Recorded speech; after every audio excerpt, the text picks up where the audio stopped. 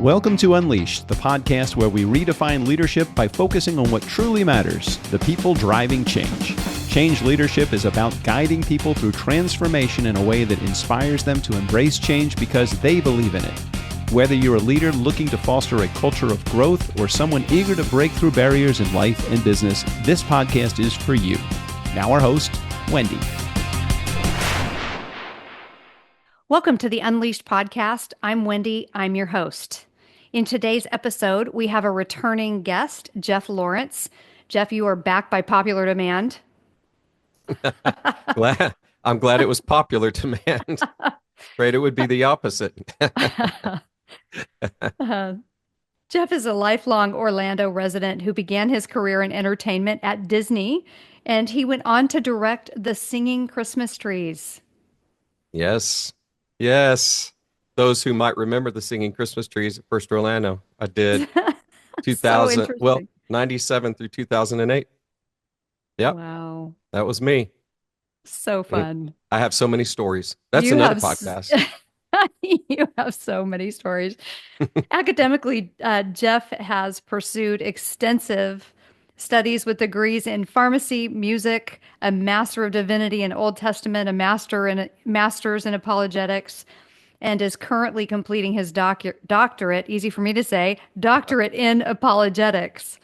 And so all of that, has brought you to over 30 years experience in church ministry as a worship and executive pastor. And Jeff now serves as a director of spiritual development at Foundation Academy, which is, I believe, one of the leading private Christian academies, at least in Florida, right, Jeff? Yes, absolutely. Fantastic place. Many great things to say about that, for sure. Well, I had experience in school too, and I know that will give you some things in leadership that nothing else can, for sure. That's exactly right. So, yep. Between you being in ministry and education, you just have such a unique insight into leadership and also into faith. So, Jeff, I just want to welcome you back to the show. Thank you so much. So happy to be back with you, Wendi.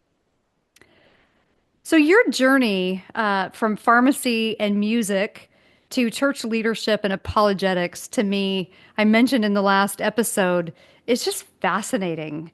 So what has inspired such a unique path, and how have those diverse fields shape your approach to ministry?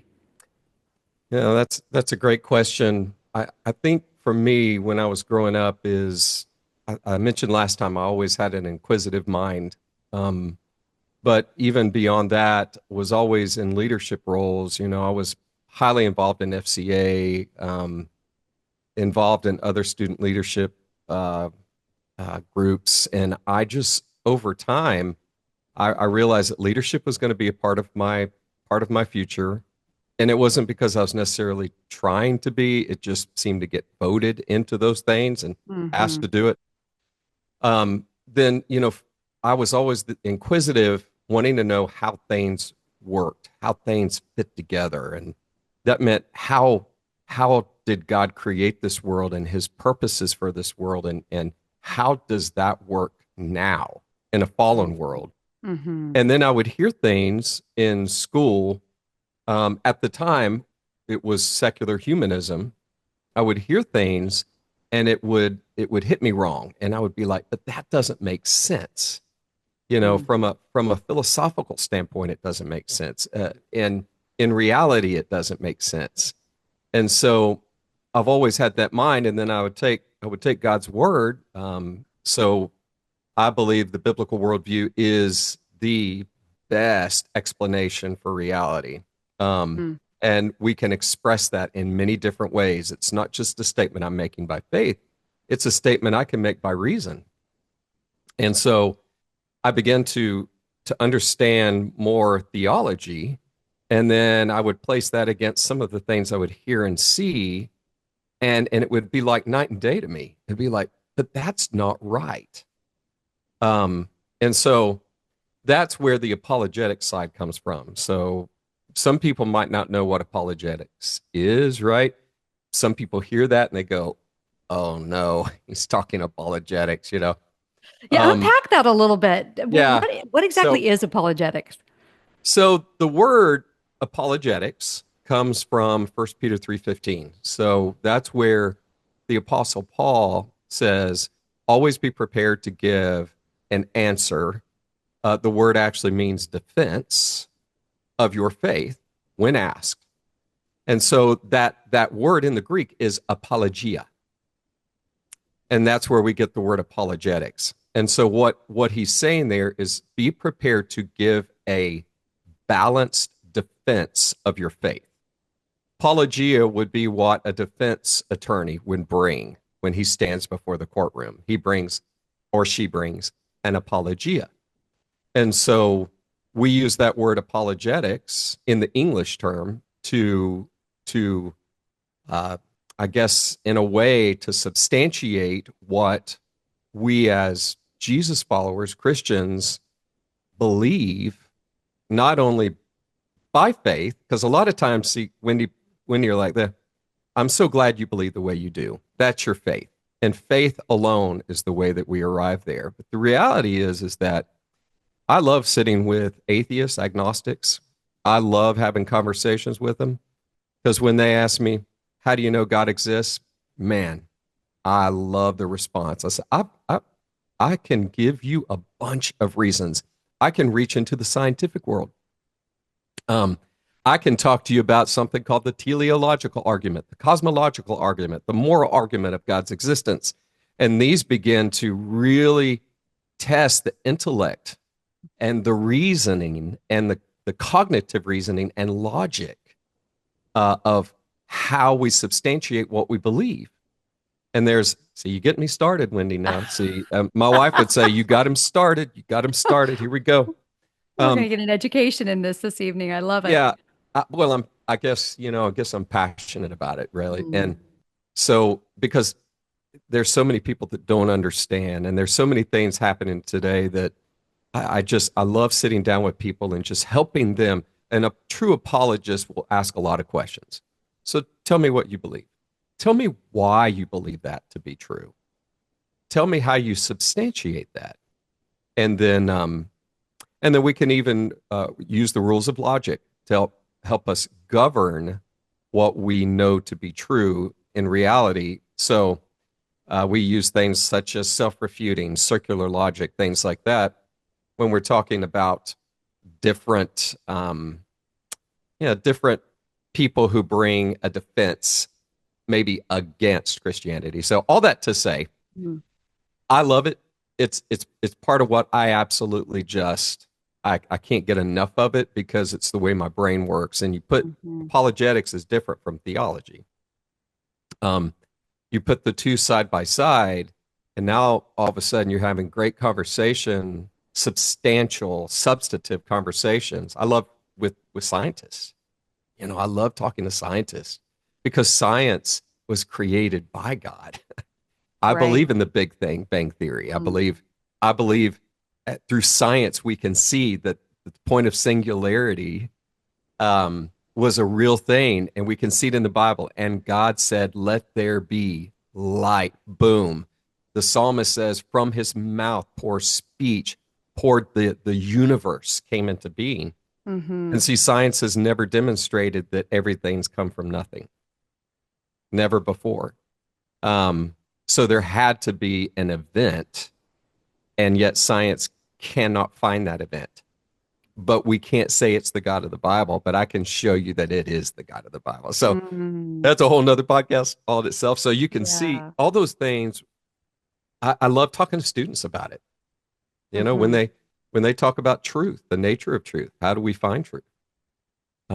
That's and that there is an objective truth, which is a whole that conversation ties into where we're going today. There is an objective truth. Yes, there is, and people, the thing about Wendy, the thing about truth is it doesn't require your belief in order to be truth. Truth sits by itself. You can believe whatever you want to, but you will still be governed by truth. So we will still be governed by God's laws. If I go up on the house, my 2-story house, and I say, my truth, I believe that I can fly. I believe I can. I feel it deep in my bones, I'm the highest level of truth. Therefore, I believe I can fly. If I jump off the house, I'm going to be going to the emergency room because I still will be governed by the law of gravity. And when I hit the ground, I will still be governed by the law of inertia, right? And it doesn't matter if I believe in it or not. And that's how God's laws are put into place because that's reality of the universe in which we live, right? And understanding that also not only in the physical laws, but it also is in the moral laws which He's put in our hearts. So I'll pause right there because I'll go for 3 hours here talking about this kind of stuff. But yeah.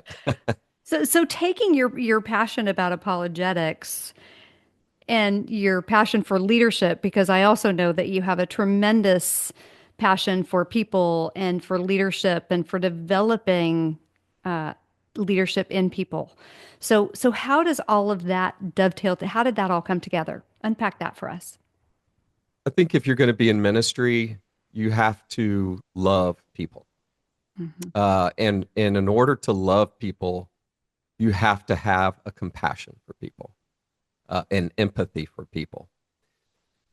I always go back to the scripture when Jesus was overlooking. He was in the Kidron, overlooking the Kidron Valley. So he was in the Mount of Olives. He was overlooking the Kidron Valley. It was in the evening, and he could see everybody in Jerusalem. So you can imagine it was just twilight, and the lights are coming on. Not electrical lights, of course, but torches and so forth. And so it was illuminated, and he's watching the people, and the Bible says he had deep compassion on them. And it actually says in this particular scripture, only twice this happens, it says, and he wept. So the heart of Jesus for his sheep is a love that's beyond our wildest understanding. It was a love that sent him to the cross. If you're going to be a pastor, if God puts a call on your life, the most important thing, the most above and beyond all, is God giving you a heart and a compassion for people, genuine people, care for people, because as a pastor, I have walked with people through incredible moments. I've done weddings and been there when babies were born. I've also conducted funerals. I remember a little tiny coffin about this big being brought in and two grieving parents. I've sat with a mom and dad whose teenage son took his life. I've sat with people and walked with people through the darkest valley of death, and held their hand, and prayed for them and walked with them. And if I couldn't feel that sense of loss that they feel, if I just was this person who was watching from a distance, like, well, it's my job, it's what I do, then I should never be in ministry. So that's the first thing. So I would say early on, God just gave me a heart for people. And there have been times I've been like Moses. So Moses, when he led the Israelites out, they were complaining and grumbling all the time. And he had all he could take. And he went to God and he said, God, let's just kill them all. It's one of my favorite stories. And God says, okay, we'll kill them all. And then I didn't mean it. Wait. That's exactly right. Because I really didn't mean that. I didn't mean that. Of course, God was testing him. But, it's not that there won't be times that are frustrating. There won't be times that will challenge you deeply. But just a genuine love for people. And that's what's in me. So, if you know me and you walk with me, I think in time you'll see that I'm a incredibly flawed person. I tell people I can mess up a one-car funeral very quickly.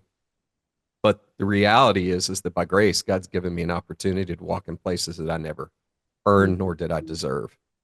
And so, he brought these loves. So I love flying. You got a pilot's license. I want to be a pilot. And God's like, no, I've called you here. I love medicine. So I was in pharmacy. No, I've called you here. So I was that kid that guy that just, so many things Yeah. that I wanted to do, but he kept calling me back to this. And now I find myself, after years worship ministry, executive pastor, I find myself just in an incredible place with incredible people on an incredible team every day, saying, God, thank you for allowing me to just be a part of your plan. Yeah. And that's the thing I wish for people who are listening, just don't Yes. forget God created you Yeah. and he designed you for a purpose and a That's plan, right. That's right. and And finding that that purpose is may be a highest. straight line. I think rarely it is. I don't know that I've Yeah, ever met anybody that it's been a straight line. So, that's for sure. That is for sure. well, and And just a quick note to our listeners, if you did not tune into last week's episode, Jeff brought insights about servant leadership and there was a lot to unpack there. And so I highly recommend that you take the time to listen to that.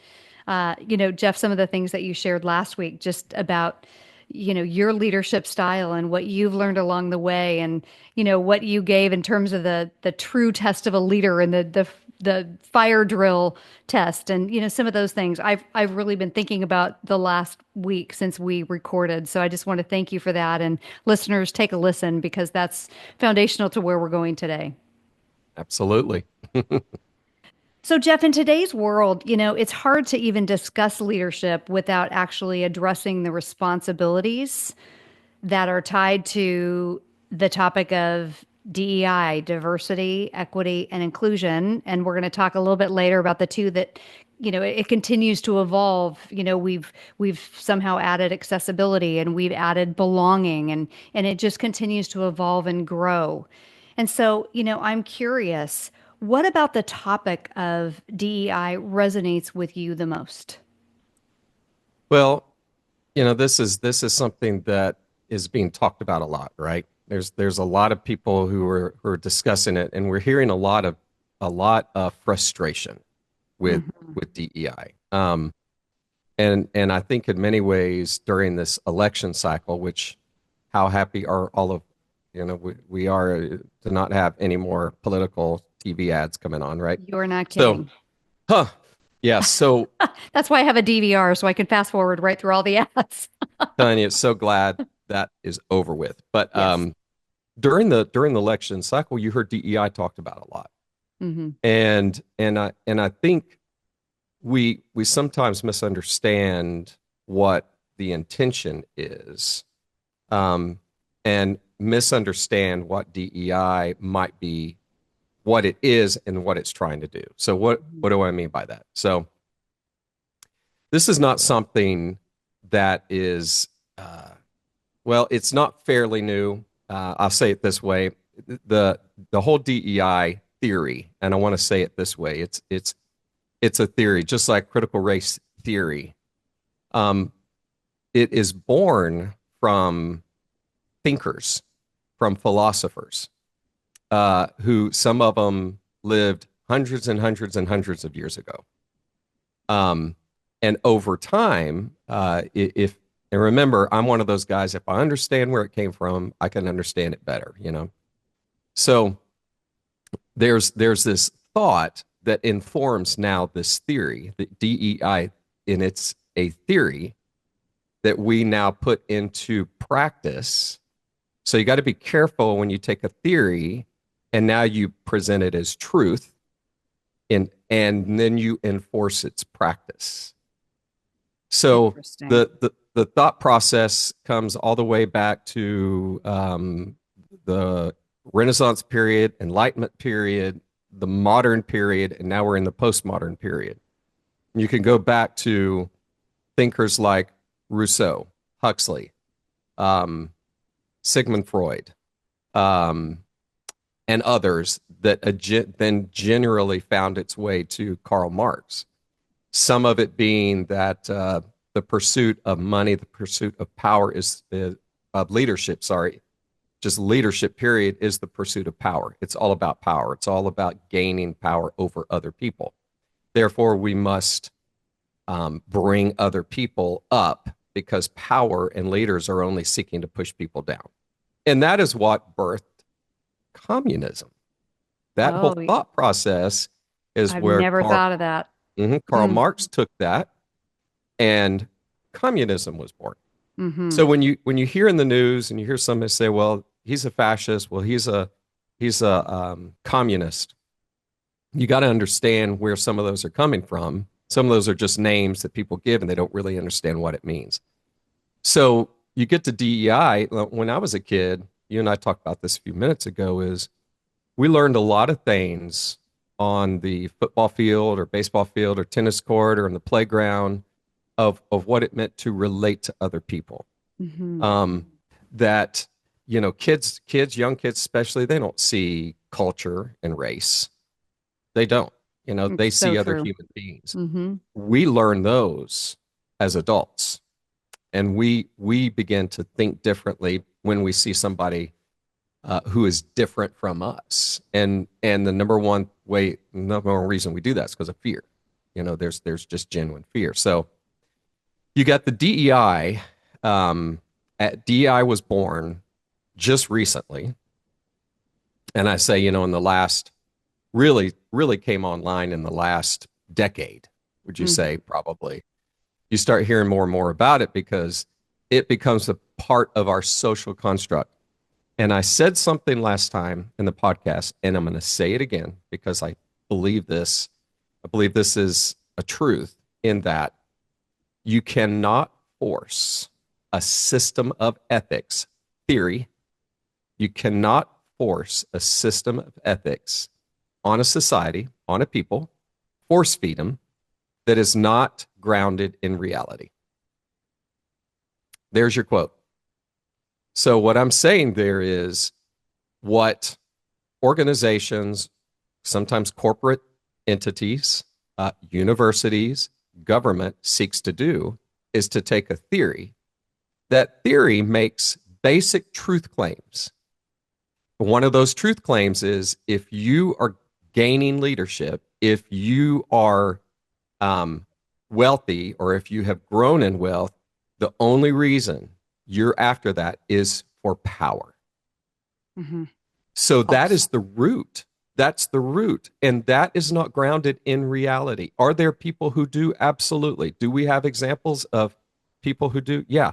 But it's not grounded in reality. So what ends up happening is, people, the average person, the average worker, the average person on your team, they don't have to be deep intellectuals, smart people. They don't have to have a doctorate in apologetics. No, they don't. They don't, but they can see it. They're the grassroots people, and they can see it, and they know it's not grounded in reality. Let me dig into that with DEI specifically. How is that not rooted in reality?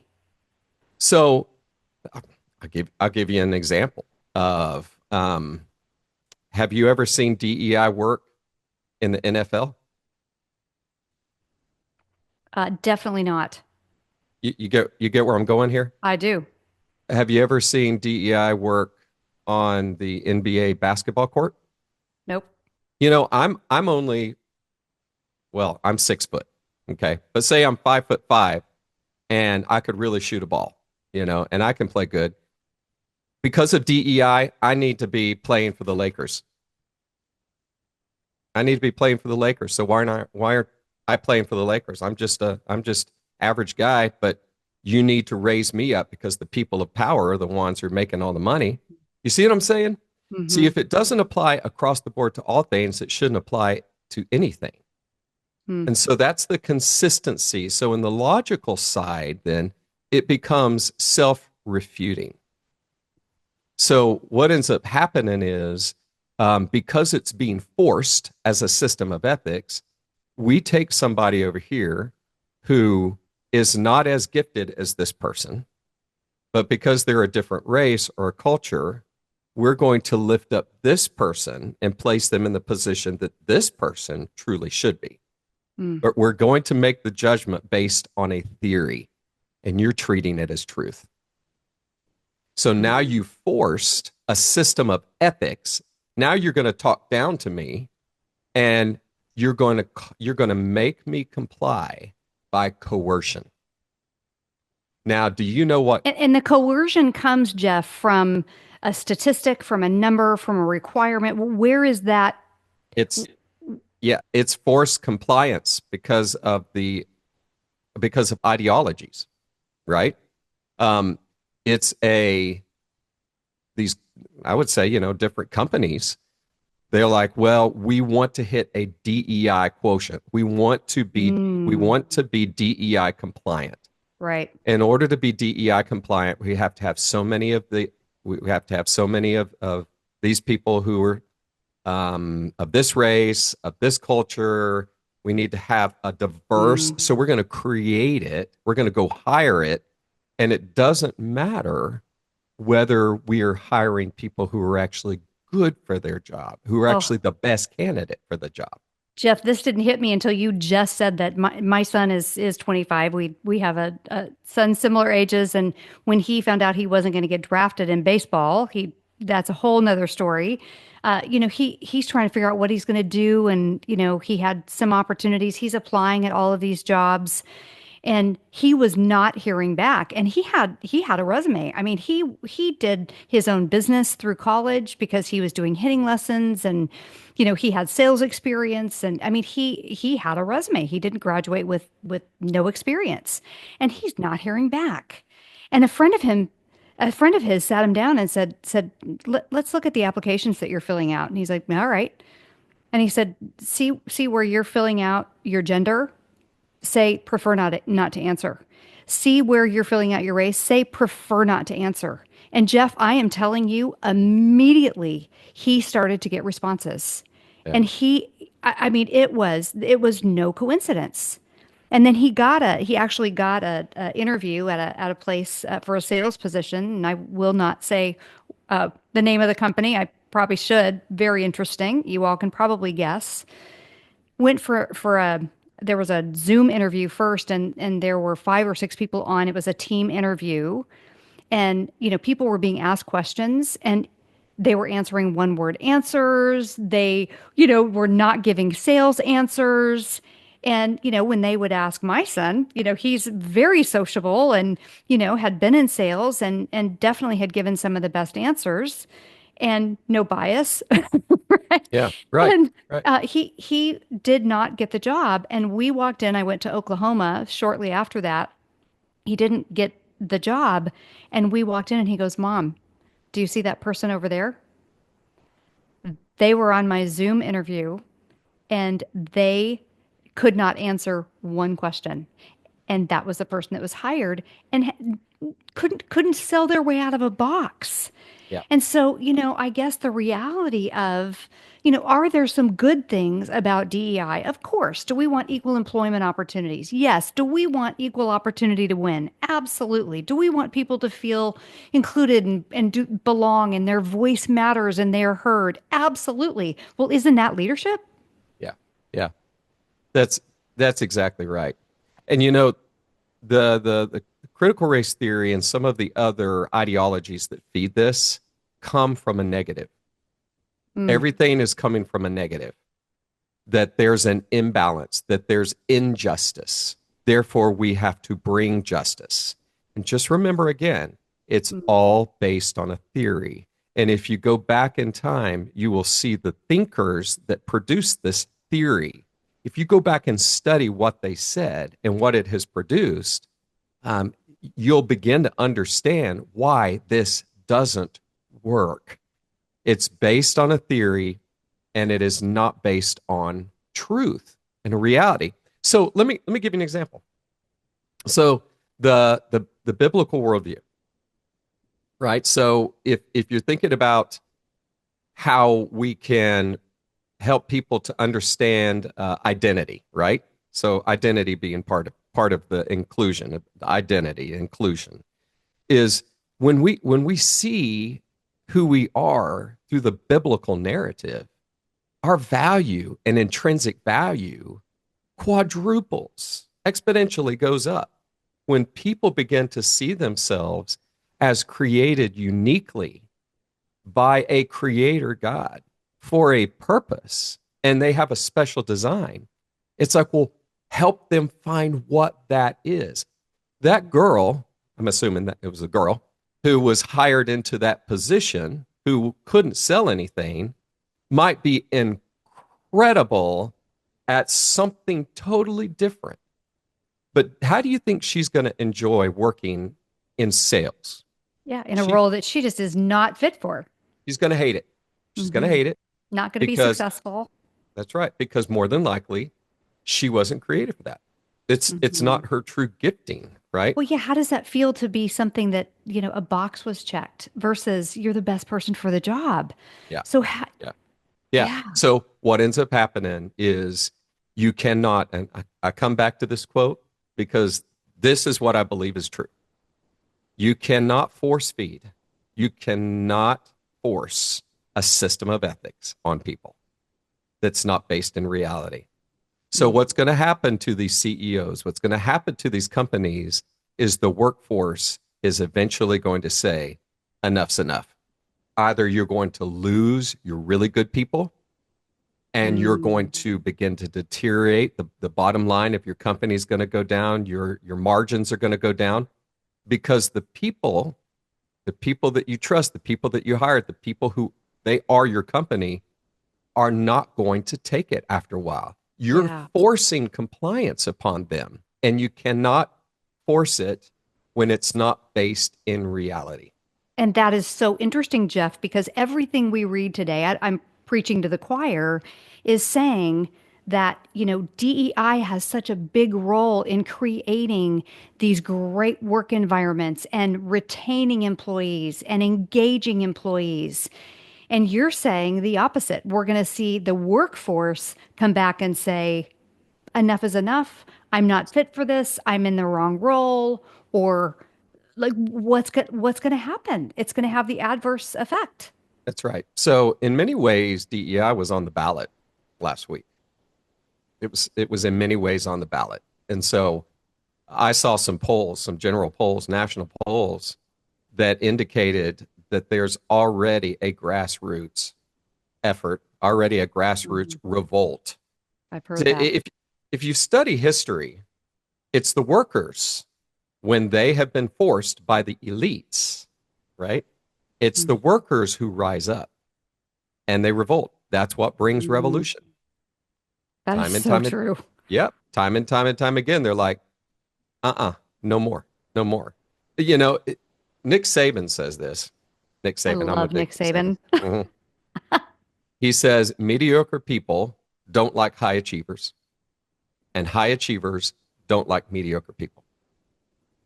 So think about DEI again. I'm a big Alabama fan, so I'll go ahead. Roll Tide. Yeah, Roll Tide. So do you think that Nick Saban was interested in finding mediocre people and putting them on his team? Absolutely not. No. So how does DEI work there? Right? The answer is it does not. It does not. But we don't talk about that because it's a theory. It's not rooted in reality. Honestly, if people would just have an intellectual discourse about this and just think about it for half a second. So what DEI is trying to do, is trying to say is there are people that need some help getting up the ladder. Okay? Yeah, I agree with that. Absolutely. But there are ways to do that and ways not to do that.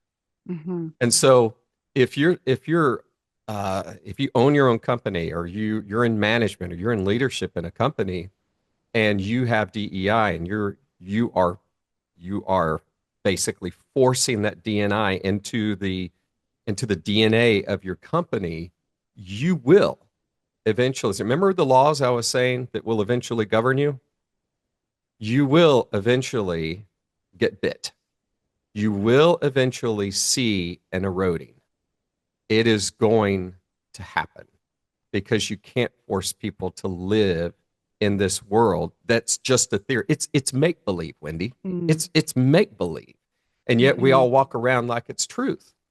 And that's what I'm saying. It's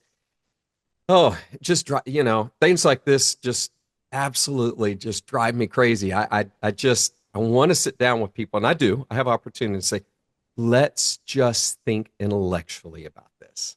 Let's talk about it not as a theory. You went to the universities and you heard some of these liberal professors tell you that this is truth.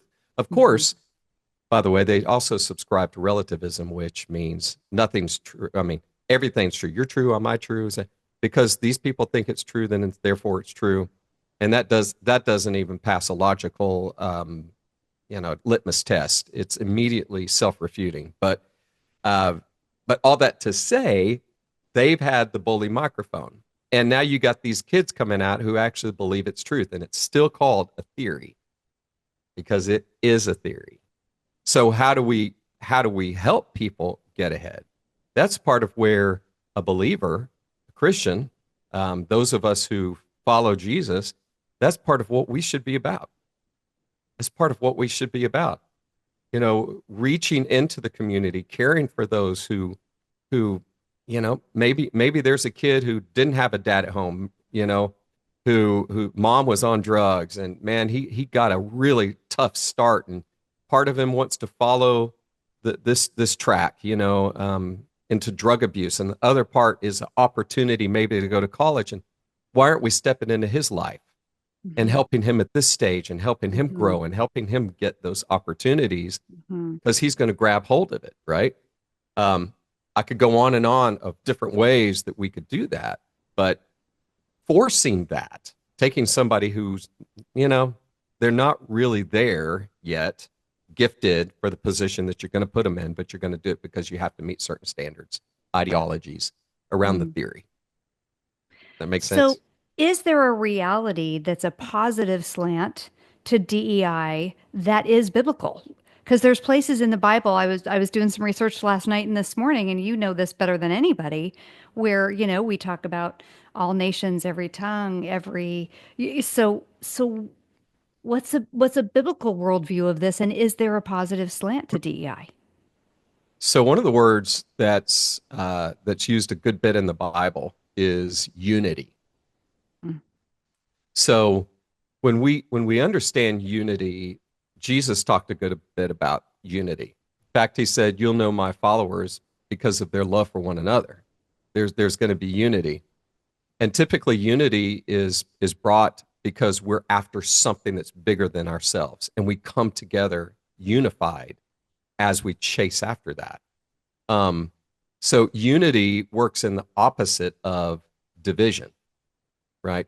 So when we have division, obviously in the church, it's destructive, right?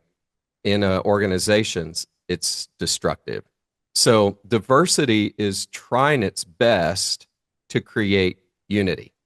Inclusion is trying its best to create unity. But the problem comes down to unity comes only when you and I and others together are after and chasing towards something that's bigger than ourselves. Right? Well, and not only unity, a level playing field. That's right. Yeah. Yeah. And does that go hand in hand? I think, I think probably a level playing field is what a leader helps establish. I think sometimes if this is where DEI goes awry, is the playing field a D1 school or is it a D3 school? Right? It depends on where that playing field is. So I think we could talk about the biblical worldview, because the biblical worldview is understanding our identity, who we really are, what we were created for, unique, that we're loved. That message is so much bigger and better than rely on yourself. Look to yourself, look to your inner truth.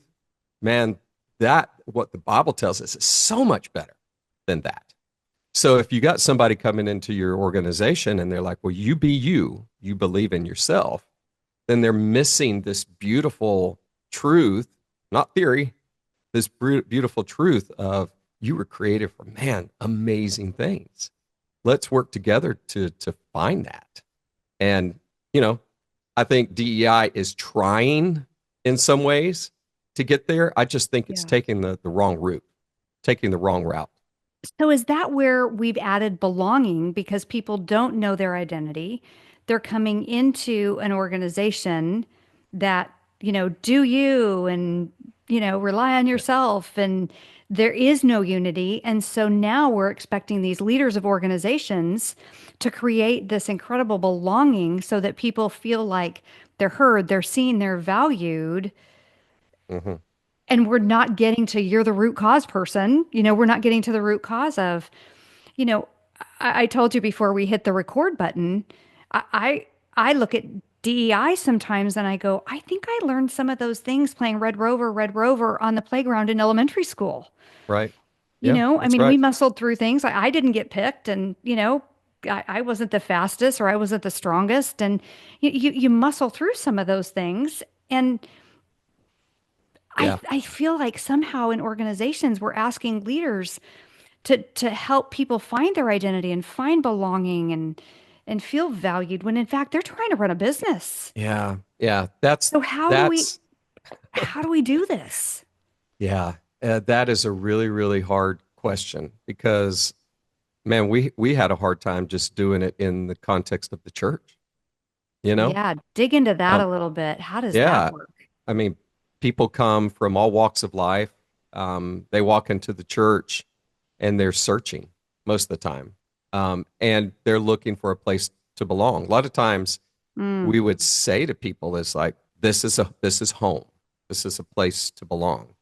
And Wendy, the unfortunate side of where our society is and has had this has been over time is that people don't feel anymore like they have a home. They don't feel anymore like they have belonging. They're one of the deepest desires is a desire to be loved, to be seen, hmm right? And to know that they have value. And so to be to be loved, they've not heard anybody say "I love you." You know, to be seen, they were just maybe in a house, maybe in a step parent type situation, whatever it may be. Most, I will say most people who come into your business, and many times most people come into a church, they have not, at least for a while, sensed belonging. I really belong here. They're looking for relationships. They're craving for connection in a significant way with other people. And so if they're walking into your company, wow, I mean, mm how in the world do you meet those needs? It's almost an impossible scenario for you, hmm quite honestly, because in in the church, I don't mean to to say it can't be achieved, but what I am saying is you're trying to run a company and you're trying to make money, which bottom line is what you're trying to do. Um, you're going to have a difficult time in being able to create a place of belonging for everybody, right? And so in the church world, um, what we would do, and this is the most important part, is we taught His Word. We taught God's Word. We would teach it, and then we would encourage people, and then we would be like, "This is truth. This is truth. Embrace this, and let's walk together."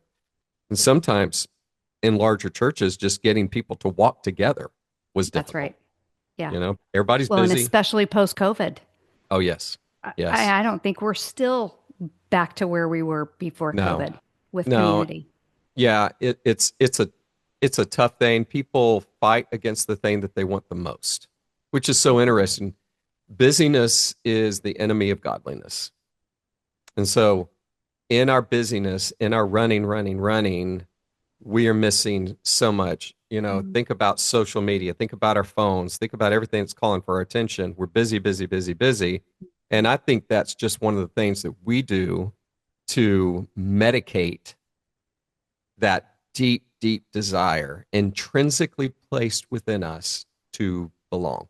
And Wendy, And to if it, connect. yeah, if it doesn't start with your creator, if it doesn't start with Him, then nobody else. I'm going to use the King's English. They ain't They ain't nobody else in your Hmm. life, no matter who it is, no matter what road you're on, no matter what you do, Yeah. that's going to fulfill you because you were made with a God-sized hole and only he can fill that. But Mm. when he does, you'll never go back again. It's kind of like my grandmother used to make chopped liver.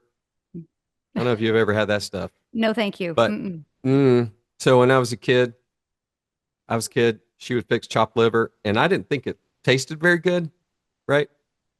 I didn't like it too much, but I really didn't know that it was bad Hmm. until my parents, one time, I guess I was old enough that my dad threw a really nice ribeye on the grill for me. The first time I really had a phenomenal steak, Mm. right?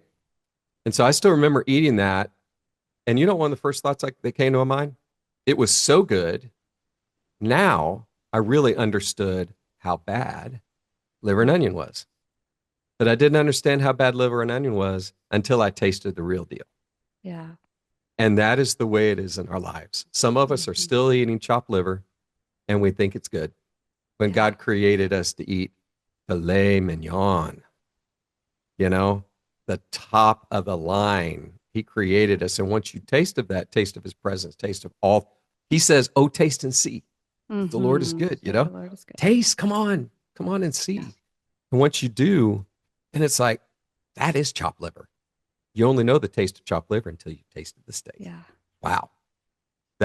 That'll preach, as we say. Yeah.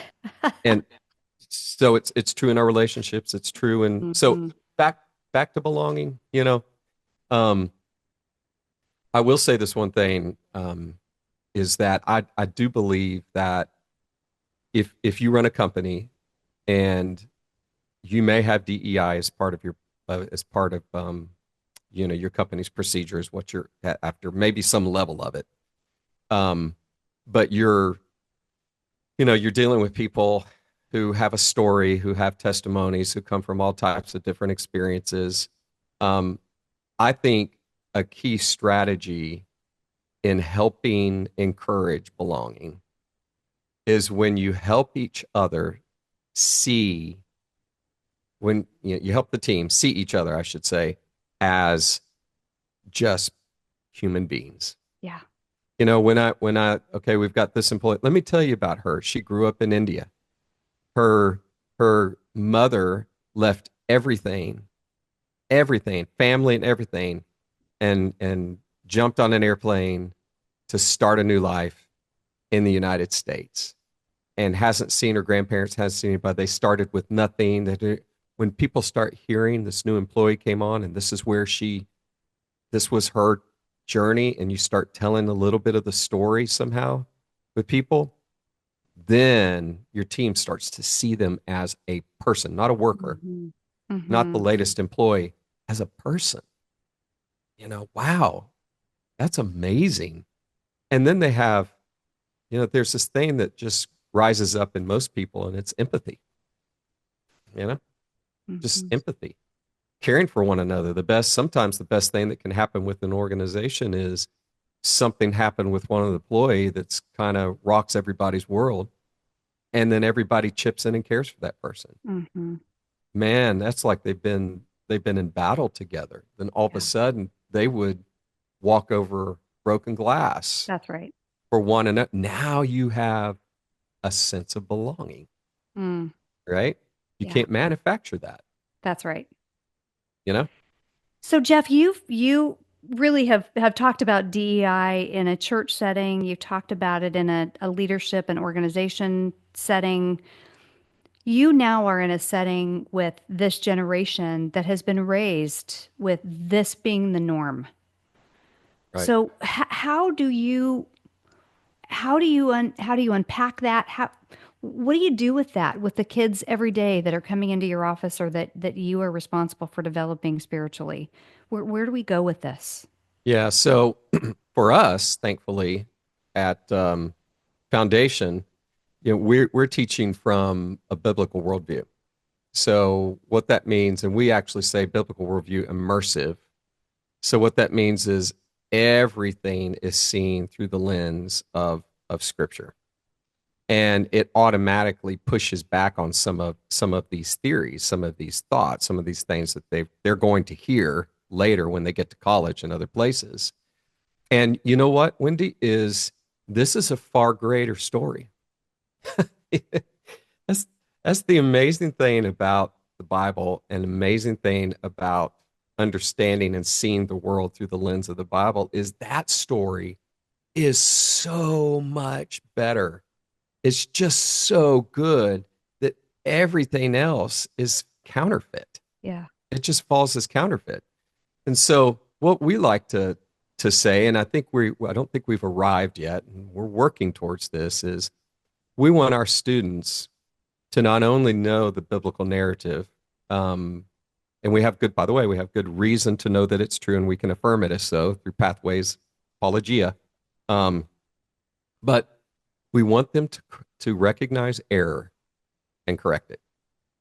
There's the key. There's the key. You know, all the little sheep line up. We're going to comply. You know, they all line up to comply until somebody shows them something better. And I think the church, I think Jesus followers, I don't think we've got it right. I think we've spent too long shaking our hand or shaking our fist at the darkness. You know, I believe the church has got to get back to being a place of hope. You know, biblical hope. We shake our fists at the darkness and say, "You all be like me. Y'all be like us." And the rest of the world goes, "We don't want to be like you." I mean, you people are some of the most nasty people. I mean, you're constantly condescending and you know, anybody listen to this podcast, I want you to know that's unfortunately true. You're right. And that breaks my heart, you know. But I think when we really see God through the narrative of the Bible, when we really see what he is doing to restore a broken world unto himself, that narrative, that truth is so much better. It's so much higher. It blows everything else away. Yeah. And so for the kids, when they understand it, for people on this podcast, when they listen, people, when they get their first taste of filet mignon, you know, it's like, wow. And so for our kids, when they recognize error and they know how to correct it, that is the name of the game. Yeah. That's it right there. And the Right? error, I want to make sure that I'm hearing you correctly. The error is not necessarily diversity. The No, Bible preaches diversity. It is that's not exactly right. necessarily, it's DEI Inclusion. is biblical, Uh-huh. inclusion, equity, all of that. That's not the part that's unbiblical. The part that is not biblical is how we've applied it, how we Yeah. forced it, Yeah, how would you summarize that? it's coercion. It's compliance and coercion, because you are, remember again, where DEI came from. It came from a negative. It came from, you have leadership or you have wealth because you are seeking power, Power. and you're seeking to lord this power over other people. And so that's where it comes from. That's its root. So we can't forget that. And Even because though it seems it's a leveling field when in fact it's not. no. And that's why it's so important to understand where these theories come from. You know, my goodness. I mean, if you've ever read the work of Sigmund Freud, Rousseau, Huxley, you just go back. Again, I mentioned Strange New World by Carl Trueman. Great. It's not long of a book if you really want to learn where some of these thoughts have come from. But so just remember that. So when we're really talking about diversity, inclusion, we're not really talking about diversity, inclusion. We're really not. We're talking about coercion. Really, if you go back and you see where it comes from. Whereas the Bible, you know, the Bible is rooting our identity and in Christ. And then it gives a whole new purpose. And so I think helping, when I say error, if we could return back to a place where we are seeking to have compassion for one another, where we have genuine empathy for one another, where we care for one another, where we walk in community with one another, where we have a deep sense of belonging for one another, and we begin to foster that in a biblical kind of way, can I tell you, your diversity and inclusion is, you won't even have to worry about it because it's going to happen. We're going to genuinely care for one. I've seen it, I've seen it. Yeah. I've seen it myself growing up. I've seen it in different situations.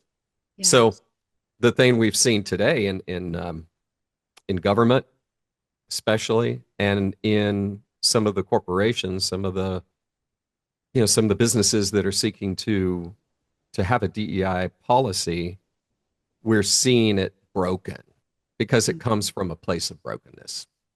And so what you're trying to create is not creating it. And eventually that horse is going to kick you.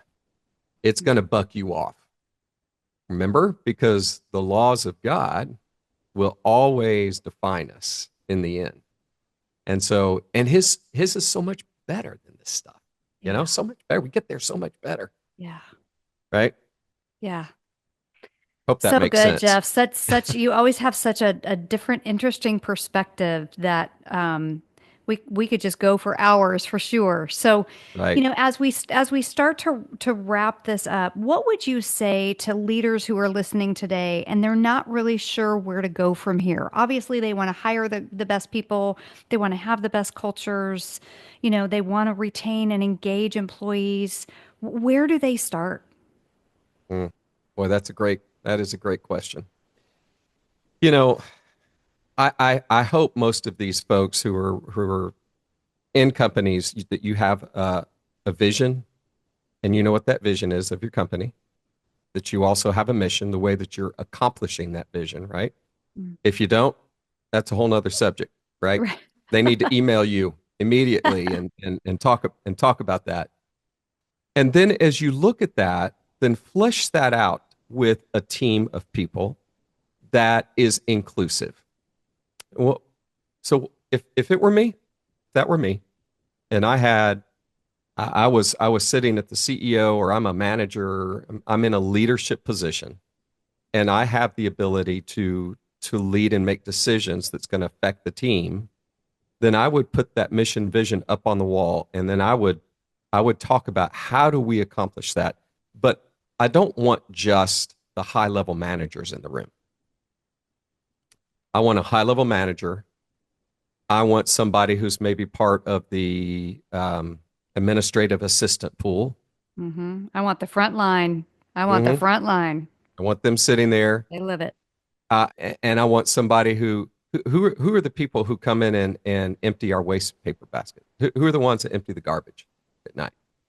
Because I want one of them in there, and I'm going to lift them up, and I'm going to say, some of you think my position is the most important, but I'm going to tell you his position, her position is more important than mine. And I'm going to tell you why. And then all of a sudden, you're beginning to lift other people up around that table who represent all the way down the organization. Remember, because you got the CEO model we talked about in the last podcast. So, if we're under that model, then I'm going to talk about each and every person. I'm going to say, this person, they every week they do X. They make sure our emails get out. They make sure that our calendar is clean. They make sure that we're able to come. And then this guy right here, he makes sure that your desk is clean. He makes sure that the windows are clear. And you never ever see him, but you see the work. Yeah. So let's talk about how important he is, because you wouldn't be able to do it if he wasn't part of this team. So why would we elevate any of us above him? Right? Then all of a sudden Wendi, you're leading by example. I mean, people start catching on to that. Now, if you don't believe it, and if it isn't you and you're faking it, then it's going to be worse than if you had ever started to begin with, right? Yeah. But if you genuinely, and now you're talking about, now see, that's me when it comes to pastor's heart. I genuinely believe that. I genuinely know that to be true. I have seen that when I did the singing Christmas trees, okay, I'll tell you this. So we probably had about 1,000 people who produced this thing. from people who Mm-hmm. sang on the trees to the orchestra to people who Mm-hmm. parked cars to people who, just all these people. And every Christmas, these folks would take up they would pass a bucket and they'd take up an offering so that they could buy us, me, and our main staff a Christmas gift, right? Mm-hmm. And so they just did it, something that they've always done. And you know what? It just felt wrong to me. I knew what they were trying to do. I knew they were trying to say thank you to me as the leader. And by the way, they would proportion the gifts based on who they were giving it to. So like, I would end up, I was at the top of the ladder, I was the top dude. So I got the best gift. And then everybody, it was that type thing. And they didn't mean anything negative by it, but it was just the way they'd done it for years. And so I went to the president of the choir, one of our main leaders, and I didn't even tell our staff, almost messed up. I said, I don't want you guys giving that to us anymore. I don't want you to do it. I said, here's the reason is I love you guys. I know you love me. I appreciate it, but I don't need it. But I do know somebody who does. Mm-hmm. And what a greater thing for us to do. So you know what we did first year? I contacted Make-A-Wish.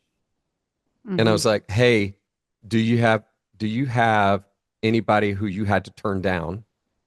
Make-A-Wish, because they could only take so many who would Make-A-Wish come to Disney. Right. And I knew that. I knew they had a lot that they had turned down just because of resource. And they, oh yeah, we do. And I said, okay, I want you to think about, here's what we want to do. We want to adopt one of your Make-A-Wish kids. Mm-hmm. We want to fly the whole family to Orlando. We want to put them up in a 5-star resort at Disney. We want to pay for all of their tickets. We want to do the whole thing, and it's going to be our choir. That's going to be our gift, right? And so we did. And you want to know, I'm telling you what, I kidded with them. I was like, y'all never gave this much money when you're giving it to me. My goodness. Because when we told them what we were doing, man, everybody's just going at it. Yeah. And so we ended up thousands upon thousands upon thousands of dollars to bring this family down. So what ended up happening is we brought them to the crown performance of the trees. And I still remember everybody's in this big rehearsal room, hundreds of people, when that little girl walked in. She came in the back. They walked her up to the front, and it wasn't dry on the place. Yeah. Because people felt and sensed that they were part of something bigger than themselves, right? Mm-hmm.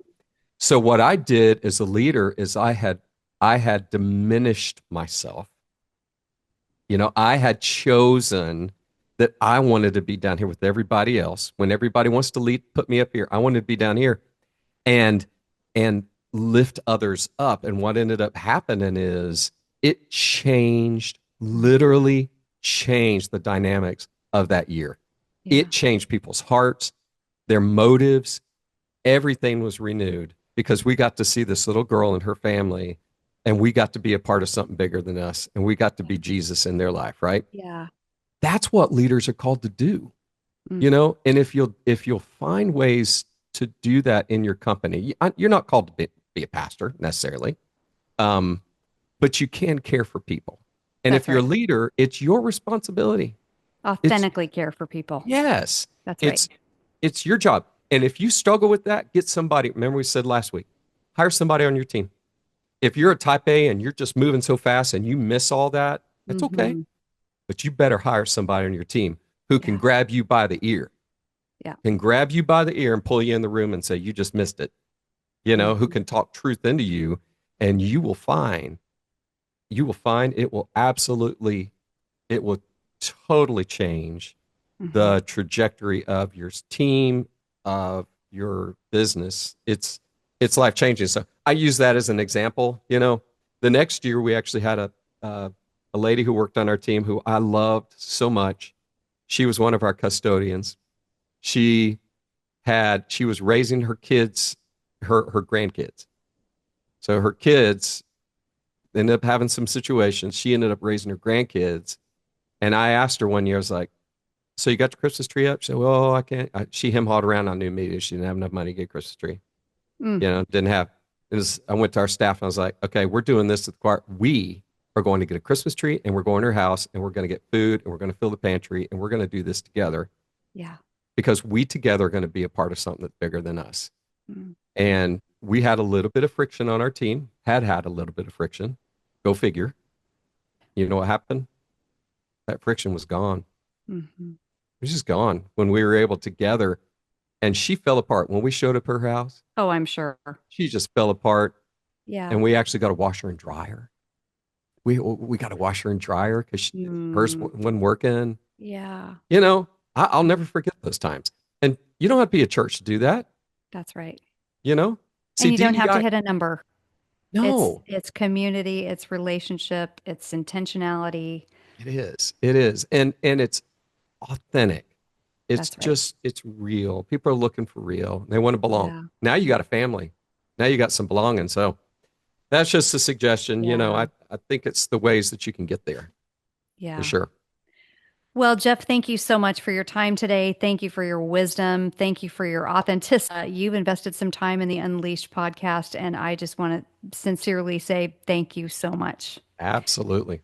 So, Jeff, we will put your contact information in the show notes. So if anyone would like to contact you, can they just Sure. email you, or what's the best way to get a hold of you? Yeah. So best way to do this is jeff@jeffglawrence.com. So Excellent. you can that's my email, jeff@jeffglawrence.com. You can go on jeffglawrence.com. You can find it there. You can send an email from there as well. So Great. yeah, Excellent. any way you want to. You can also find me at Foundation Academy if you want to find me there. But easiest way is to go on jeffglawrence.com. Very good. Well, we'll make sure Yeah. that's in the show notes. And thank you again. And thank you to our listeners for tuning in for another week of Unleashed. Thanks for listening to Unleashed with Wendy Swanson. Make sure to subscribe and follow to be notified when the newest episodes of the podcast go live. Please take a moment to rate and review us. It helps others discover Unleashed and join our movement of forward-thinking leaders. You can find contact information and important links in the show notes. Stay tuned for the next episode, and remember, keep leading with authenticity, embrace change, and choose to live life unleashed.